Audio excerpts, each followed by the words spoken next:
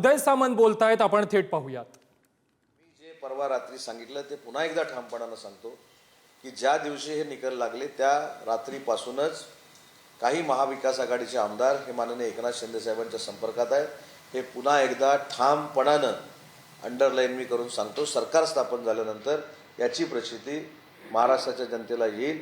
आणि म्हणून या पत्रकार परिषदेद्वारे मला एवढंच सांगायचं आहे की या महाराष्ट्रानं संवेदनशील, भावनाप्रधान, लोकांमध्ये जाऊन काम करणारा, मुख्यमंत्र्याची केबिन ही माझी नाही तर ती सर्वसामान्यांची आहे हे सांगणारा, वर्षा बंगला हा माझा नाही तर महाराष्ट्रातल्या जनतेचा आहे सांगणारा मुख्यमंत्री महाराष्ट्रानं बघितला।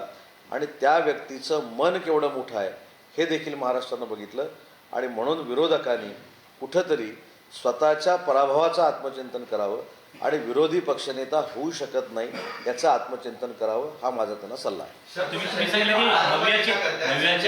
नव्याचे काही आमदार तुम्ही म्हटलं की संपर्कात आहेत एकनाथ शिंदेच्या, म्हणजे तिन्ही पक्षातले की फक्त ठाकरे? मला असं वाटतं की काही गोष्टी ह्या सरकार स्थापन होईपर्यंत आपण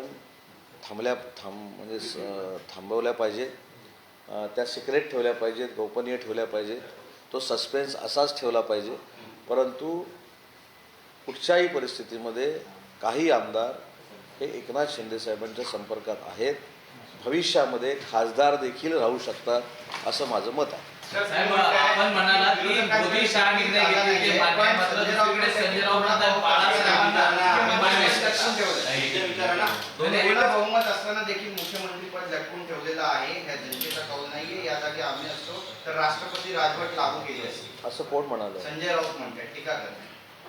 2019ला महायुतीचं सरकार आल्यानंतर 34 दिवस आम्हाला डांबून ठेवलं होतं। ते कशासाठी ठेवलं होतं ते विसरले काही जनता? मुद्दा असा आहे की आपण ज्यावेळी एखाद्यावर टीका करतो, एखाद्याला बदनाम करण्याचा प्रयत्न करतो, आपला TRP टिकवण्याचा प्रयत्न करतो, त्याचवेळी हे देखील आपण आत्मचिंतन केलं पाहिजे की मागच्या 5 वर्षापूर्वी जे सरकार आलं होतं ते भाजप आणि शिवसेनेचंच आलं होतं, बरोबर आहे? मग त्यावेळी का 2 दिवसात 4 दिवसामध्ये सरकार स्थापन झालं नाही? त्या दिवशी त्यावेळेला 34 दिवस का लागले? त्यामुळे त्याचं देखील आत्मचिंतन करावं। आणि मला असं वाटतं की उगाच टीका करण्यापेक्षा आपल्या पदरी जे पडलेलं आहे त्याचं आत्मचिंतन करावं। संजय राऊत म्हणतायत पक्षाचे निर्णय मोदी शहाना घ्यायला लावतात,